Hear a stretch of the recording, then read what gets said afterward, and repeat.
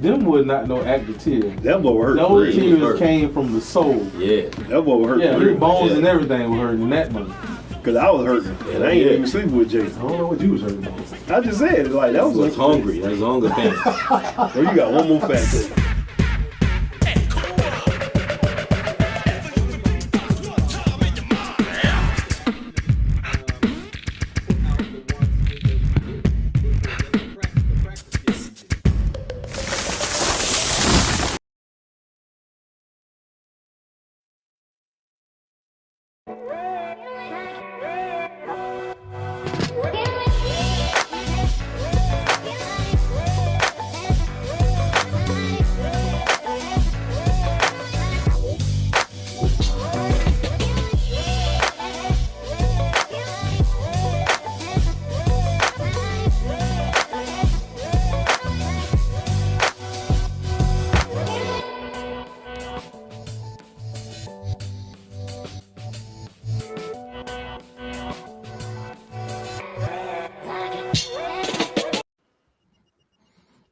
Welcome to Don't Hate the Joker, Hate the Game podcast. It's your boy P. Ford doing something a little different tonight. My fellas couldn't make it, so we appreciate all the listeners that we do have that tune in every Sunday night. So I guess those brothers had a little too much to eat this weekend. You know, might have some belly aches going on out there, or Iris doing a show. You know, he's supposed to be some fly guy or something like that. But big ups to all of them.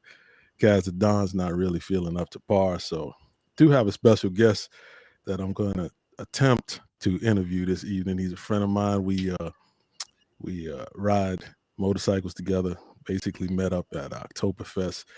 He's a drummer. His name is Tim Moss. And like everybody, welcome Tim to the show. Hey, how you doing? Good. Tim, glad you can make it. Yeah. I want you to tell Don't Hate the Joker, Hate the Game family what you're about and what you're into a little bit, brother. Tell us about yourself. All right. Well, you know, like you said, my name's Timothy Moss, and he likes to call me Tim, but we'll get into that later, I'm sure. Anyway, yeah, I'm a drummer, and I have been playing drums for quite some time, a little over 30 years. Yeah, quite a bit. Mm-hmm. So, and I do a lot of shows, and and right now I actually have my own band that, excuse me, that I'm working with. And what's the name of the band? Oh, it's called Tees Express, Mm-hmm. and it's a jazz fusion band. Right. And the reason I wanted to get back into jazz fusion is because I think it's a lost art. Everybody who thinks about jazz, you know, they think about the swing and jazz, which is great. And don't get me wrong, I do that too. But, Mm-hmm. you know, jazz fusion is kind of a lost art. So I'm just trying to bring that back. Well, jazz, I've noticed I listen to a lot of jazz. I got a lot of jazz back here. And jazz is definitely an acquired taste. Black people actually, I think, created jazz. It's for all walks of life, but I think the foundations are rhythm and blues, and definitely an acquired taste that seems Absolutely. to be being lost on the youth to me, because there's smooth jazz and that's a watered down version, but jazz is always going to be a part of our culture. You know, I'm glad you brought that up, because I personally feel that part of our culture is being lost. Oh yeah. You know, Oh, yes. And it, you know, I do appreciate, you know, the colleges that bring jazz music to the fore. I appreciate, you know, a lot of the arts programs that push it. But the general population, you know, especially the Black population, I think we've kind of lost our way with the true meaning of jazz. Well, the first meaning that I would think that you would go on is the way you make it feel. I mean, I've had people say it's elevator music. It just doesn't. You know, it depends on the tempo. There was a time when we used to dance to it, but now you really don't see that, and I don't hear about any up and coming jazz artists that come on to the scene anymore. I guess my ear is not to the ground like it used to be. That's just, because you kind of sway with the times. But at the very same time, man, I don't like today's R&B either. I don't connect with it. I just don't. My fellas, if they was here, they call me old or whatever. I mean, rap is fine. I was there at rap's conception. Me too. When it first started, and but rap has changed also. So it's either we're getting older or we can't keep up with the times, the way things are, or I'm just not sure anymore, man. Yeah, it has changed. Music in general has changed, and I think it changes, per generation. But you brought up rap, and my thought on that is, rap and hip hop are completely different.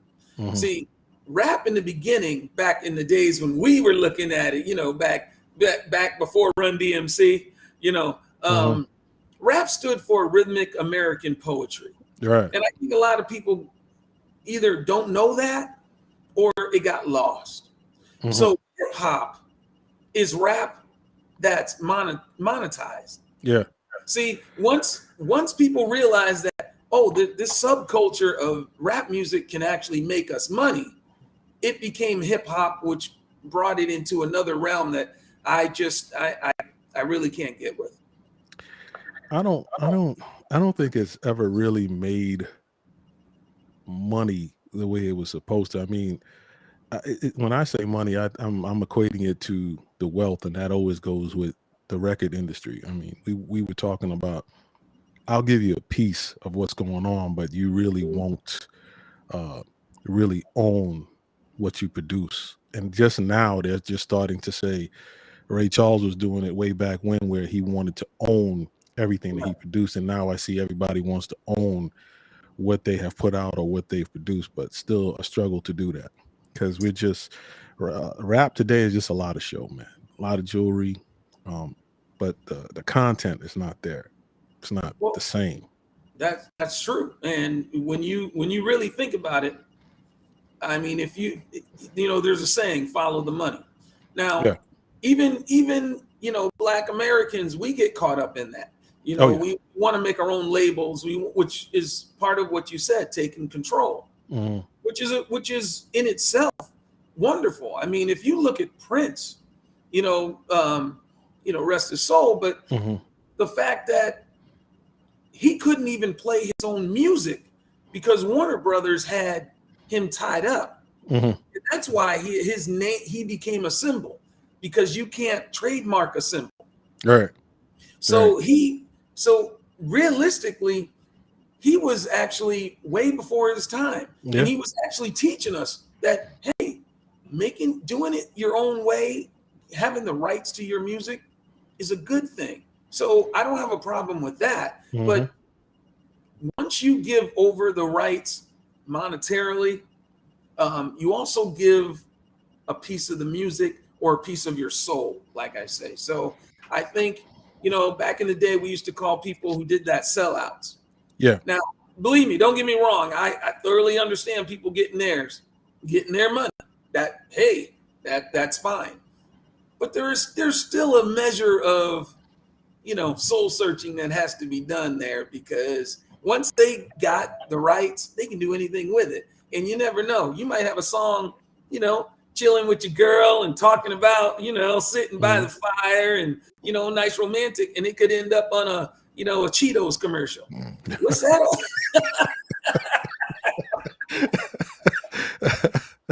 You know what I'm saying? Listen, I would think that when you bring up Prince, or he tried to, he was an artist like no other, really, because and that's why he was able to see, for a time he was noticed as the artist formerly known as Prince. And I just think there's a lot of performers that cannot do what he did as far as writing, producing, and all of that stuff. So he's a case that could be the outlier, in a lot of cases. But His Oh, death was absolutely. tragic. I mean, His death was tragic, man was and he'd be the man missed. was a genius. He was a Yeah, musical absolutely. genius, and I think now we're really starting to appreciate what he meant to music because that part is gone. I look in today's music, and like you said, we're me and you are just kind of removed from it. But I Yeah, I think am for sure. we that can be close. Might be Bruno Mars, and if you think of Bruno, Yeah, yeah. because he's a showman. He's a showman, but he's part Michael Jackson, part Prince. You And talking about you talking about from a singing aspect. from a singing and entertaining aspect, because all those guys, one thing they could do, not only could Prince could play, and he could play a bunch of instruments, but he was also an entertainer. You never went to a Michael Jackson concert or a Prince concert and didn't have a good time. Right. You just didn't, right, because right. they knew how to entertain. And I believe that Bruno took a little bit of that, or maybe a lot of it, and kind of made it his own. Even though I wish he would take it a little further, because imitation is a great form of flattery, but when you take it too far, you become a clone. And I really would rather him do on his own instead of being a clone. I think he's just enjoying the success, because I think a lot of people would take a little bit than none, So Right. he and then I listen to Bruno. I do. I mean, Me too. he's had a good string of hits. I respect his talent, and he can go further. I also, I got daughters, so I listen to The Weeknd. So some of it gets in. You got a little Some of it Justin Bieber in there. I'm sure you do. Yeah, I kind of like him too. I don't mind some Peaches every now and then. That's a little tight little tune right there. Peaches. I hear you. Well, yeah. I mean, the state, when you start thinking about the state of music, you start thinking about, the classifications and where we're going as a society. So if you think about where music is right now, a lot of it, the record companies are basically gone. Everyone can produce music, in their living room. You can put it out on social media immediately. So it's immediate gratification. And I'll even say it to this. And I'll ask you this, like, when's the last time you bought an album? Well, there was a time when I would buy quite frequently, but it's been years, man. I said, there's nothing especially when you speak of a new artist, because there's nothing that really appeals to me, Right. and that speaks to me, it's and I'm not difficult. I'm just older, Right. and it was a time when you really had to have talent, not just carry a note. You really needed to know how to play the drums and not a beat machine, or you couldn't input on a computer your instrument. So that art is being lost all the way around. To me. I would agree. And the fact of social media is, nobody's buying albums anymore. And it's really sad because, as a local artist myself, it's hard for us to get our stuff out there. We used to be able to do a show, sell some CDs at the end, or maybe even if you go further, cassette tapes. You remember those, right? Okay. Yeah, I do. Absolutely. Yeah. But we sell a CD and you might get a little bit of your money back, and you knew that it was out there. And these days, they're not even doing that. So they're almost making a society of one-hit wonders. Not almost, but are you still actually sitting down composing and writing new material yourself, or your bandmates, or? Well, we honestly haven't gotten to that part yet, just because of the music that we're doing. We do the music of Chick Corea and Herbie Hancock. So now, my audience probably doesn't know about those guys. Those guys you just mentioned. So you really have to know Jazz to get with that stuff. So I know who you're talking about. Okay. Well, I hope that at least they know Herbie, because because Rocket he made was a Rocket big back thing in the for him. 80s, you know what I mean? But he's been around long before that. I doubt if they know the Watermelon Man. I doubt if they know. Right. So, Right. Because I can tell you right now, if my dudes was here with us, they'd be cracking on us right now. Probably calling me an old dude, but I do know who you're talking about. Yeah. Oh, you know what? If I could say anything, I hope that if any of your listeners that are out there would just take a minute and look those guys up, because they're important. They're important to our history. They're important to the music community. Mm-hmm. And even if it's not your cup of tea, at least you learn something. You broaden your horizons. There's a lot of music out there that I don't like, but somebody tells me, "Hey, did you hear such and such about this person, that person?" I'll go check it out. Yeah, I might just surprise myself. So I'm willing to check out almost anything, because but my hope is that I'm not too biased, or the system has jaded me in some way, because being a little older, or you see what came before you, or you just really listen to the artists that came before them, Right. if I never understood why older people would make, with every passing generation, they would say their generation is the best. I'm starting to understand it. While this generation is smarter, we're smarter than we've ever been. We're way more clever, and things are done much faster, but I still believe quality is missing. To me, like I said, it must be a generational thing. Mm-hmm. It really must be, because I'm sure, and I used to hear my dad saying it when he would put on the old R&B stuff, the Temptations and Gladys Knight and Marvin Gaye, and he'd be like, "Y'all don't know about music like this." Well, you know what I'm saying? Well, so we do. Well, we do now. But even artists today would go back and say, "Well, damn, that your voice was your instrument, or how could you hit that range, or and then people used to sing with violins in the background, man. You don't hear that no more. Right. You sing with full orchestras behind them. So, that's a dying thing, man. It is a dying thing. And will we get it back? I don't think so. I think time will tell, but everybody's so anxious to move on to the next thing, so what's hot today is what's hot for them today as young people will be hot when they're older. When they get into their 50s, it's gonna be hot to them. And that's actually the nature of it, and actually the good thing, because I know when you're driving in your car and what they call the oldie station comes on, and it's something that we grew up with in the 80s, it makes you smile, even though it's an oldie station.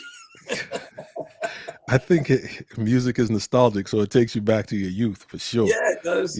But I can't say that I'm like relate on some notes. There's a guy in my class, and he's a pretty talented rapper, and I didn't know that he rapped until he played it for me. But rap is there's so many different genres to it, man. There's just so many ways to hit, and it depends on your cadence. It depends on your approach to it. My favorite rapper of all times is DMX, only for what the way he delivered, he delivered his veracity, his it was like you believed what he was telling you. And there's plenty of when they say they're top 5 or top 10, there's Jay-Z and there's Biggie, but for me, DMX is that dude. Well, you know what? DMX would be in my pantheon. He would because he had conviction, and I like that. Whereas I think a lot of the other, rap artists, a lot of them today are really into it because of, and I'll go back to the money, and when you listen to DMX, which I know for some people it's probably like, oh man, that's old school. But if you close your eyes, you're in the ghetto. You're listening, man. Or what are you talking about? You're right there. You can smell it. Yeah, but Tim, everybody didn't come from the ghetto now. You know what I'm saying? They come from the ghetto. I know, but it's a picture that they put you in, and you can you can see the kids running down the street and playing at the fire hydrant. You know what I'm saying? You can. Oh man, don't get him mixed up. Look, don't get him mixed up with Will Smith. I love him mixed up with Will Smith now.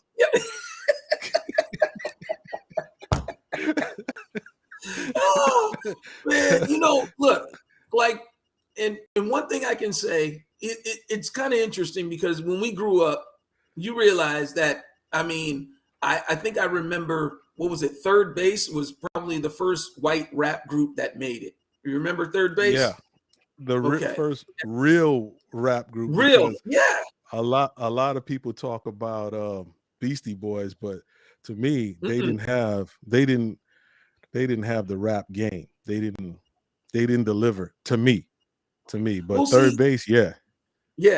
See, I thought that Third Base to me, and believe me, and forgive me if there was somebody before that I can't remember, but what jumps to mind is Third Base, because I remember being in high school and everybody was always picking on them because it's like, oh, they're rap wannabes, But fast forward now, Eminem, who's probably the most known and most famous rapper out there right now, I would think. And don't get me wrong, the boy's got skills. Yeah, he's got skills. Oh yeah, but it's accepted now. And it's accepted. So I just kind of wonder. I would love to sit back and talk to the guys that probably still around from like Third Base and from back in the day to see what they think of of what's going on now and see how they would look at it. They're still around. I know. DJ MC Search, but like again, I'm talking over my my audience's head because I know. You think? I know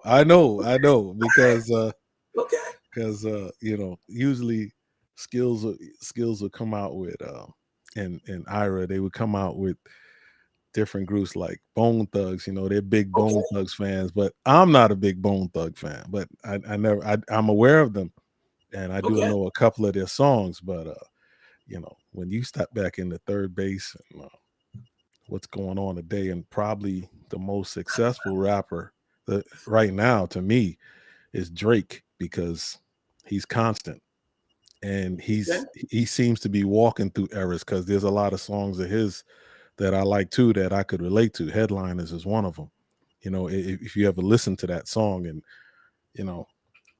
me being a truck driver, so or you have to listen to different things. But and you just brought up a good point, because I can honestly tell you I don't know if I've ever listened to Drake. So now I'm gonna have to go. You see, now I got some homework, so I gotta go back and see what's up with Drake. Drake is one of those dudes where you love him or you hate him, but his talent is undeniable. And I mean, he's already crossed so many different streams already. He went from hardline rapping to club to getting with these rappers of today. He just has. Well, let me ask you a question though. Yeah.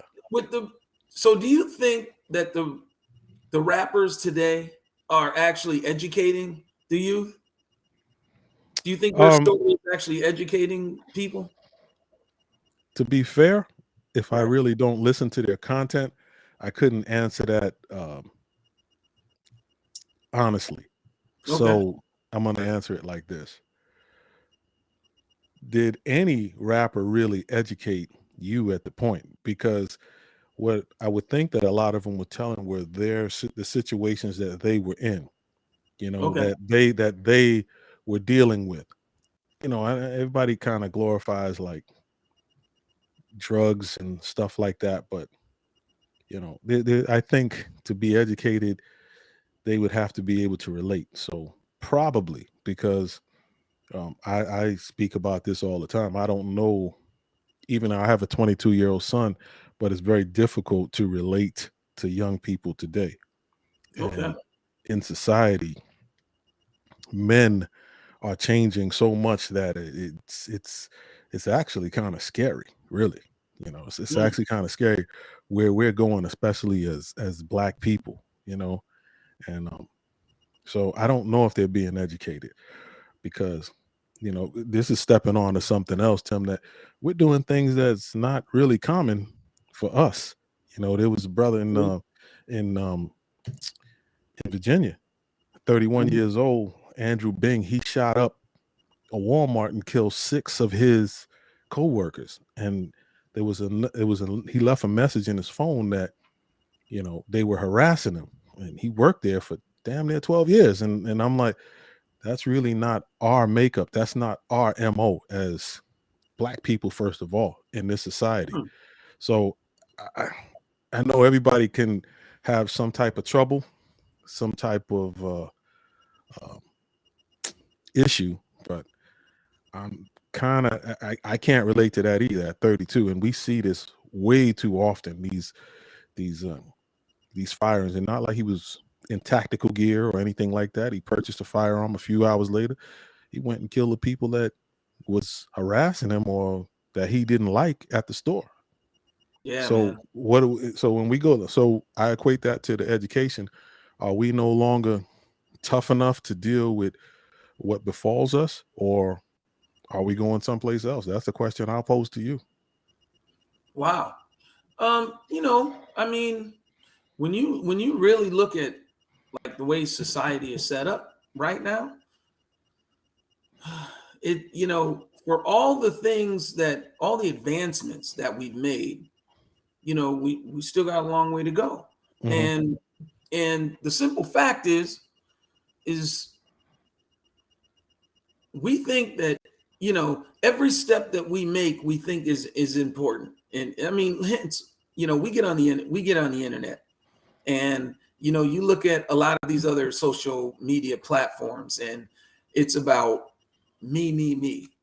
Um, you know, so if you have that attitude about me, you're only going to be thinking about you. And I think when people do things like that, they do horrendous things like that, no matter what the reason was or the situation turned out to be. I really think it's a selfish thing. And really you can't blame people because all of society right now is all about me. So if you got to get yours, right? That's the way it is. It's like I got to get mine, you got to get yours, your listeners, they got to get theirs. Hmm. You know, but when you get yours, in order to get yours, somebody else can't get theirs. We all can't get ours. You know what I mean? You Well, know, I would, in it, a perfect world, it'd be great. It would be great, but you know, that's just not the way it is. That's just not the way it is. So we kind of have to, if you want to talk about education, I think the education should come from at least knowing that in order to get yours, you got to help someone else get theirs, and then you get yours. You know what I mean? I do. Charity begins in the home, right? Yeah. So you're gonna first learn how to, I think, and by listen to him, you know, you're new to the show, so I'm Right. not a doctor. This is just my opinion, right? Yeah. And your opinion. So we're not specialists. We just chopping it up. So Yeah. That's all. so to get mine, uh I think there's what I'm not articulating as well, but you Mhm. have to arm yourself because whoever said for you to get yours and for me to get mine is going to be easy. So even though I'm dealing with certain things that are in my way, we'll call them obstacles. Okay. Why should I you know, unless at 32, at 31, excuse me, I can't see where he couldn't tolerate certain things anymore. But is he that generation that falls just below people that are in their 40s and just above people that are in their 20s? Because we all know that society today, more than ever, children are more entitled than they've ever been, coming into schools, jobs, and things of this nature. So you still, to get yours, you still got to work at it, and you still might have to overcome certain things. If somebody was troubling me, maybe I was taught to deal with that person in a certain way rather than, you know what, I'm not making no headway here. This job sucks, so I'm going to kill them and then I'm going to kill myself. I mean, it just doesn't, it's a tragedy, but I just don't, I'm missing the connection there. Right. That's what I'm missing. You know, people handle things, and as I've always been told, they handle things differently. So that's pretty extreme. That's extreme. That's an extreme case. Don't get me wrong. That's an extreme case. You know, you were right when you said your upbringing has a lot to do with it. Mm-hmm. Whereas I'm sure, you know, back in the day, we used to call it getting whoopings. You know, I mean, you know, you did something bad. You got a beating when you got home. It didn't kill you. You know what I mean? And it kind of taught you some respect for your elders and for the people that were in charge, whether it be your parents, grandparents, or somebody. I'm pretty sure that there's some kids right now that still getting whippings for sure. But you see, now the laws have changed. You know, if you discipline your child or someone, you know, you could be having some issues. So legally, but you know, maybe his situation, and I'm not trying to make light of anything that happens like that on an unbelievable level, is that he never had that. You know, like you said, the generation that is being brought up is not going that way. Oh, man. They're just not. I mean, you know, anyone listening who's old school, we know that. You know, we know that. And I'm sure that anyone that's listening and is old school, just there's something called it being senseless. You know what I mean? Sure. We're going to have rough times in this life. You know, you're going to have to deal with tragedy. And I said it wrong.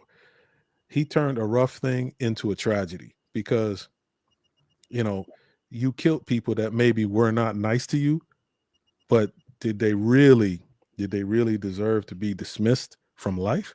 Right. You know, right. And so, you know, that one I'll just keep tossing up. Yeah. And I think everybody, you know, Thanksgiving just passed, everybody should be thankful for their mentalities. If you have a conscience or if you have a moral being that just says, you know, this is right and this is wrong. You know, the guy who kills his family didn't have to kill his family. He's just, you know, if you're feeling that bad or you're feeling that disjointed, I've been saying this forever, just start with yourself. Yeah, I agree. Just start with yourself, man. And just, you know, because he killed somebody's family member. So, yeah. And that was what, Monday, Tuesday. And you know, that was kind of like a rough thing, man. It's a rough thing.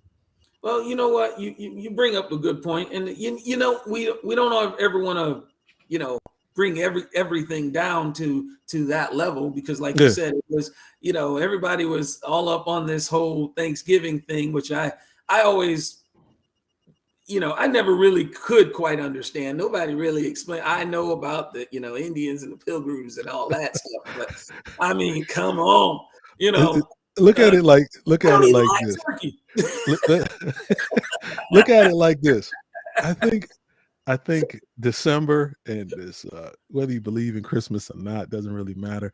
I think the world just takes a minute and takes a knee from being mean like or that. nasty to each other. Just, I like that. you know, you got 12 months out of the year, you know, just take a knee and try to be a little bit kinder, even if you don't mean it to somebody else, you know, Right. or you give, or it starts with Thanksgiving and they take it all the way to Christmas, and then here we go on New Year's, we get a new beginning. So we see how it goes.